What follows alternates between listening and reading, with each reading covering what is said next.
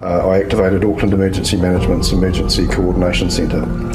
Our team has this evening worked alongside emergency services and partner agencies from across Auckland to respond to what has been a devastating storm event that has wreaked havoc on many of our communities.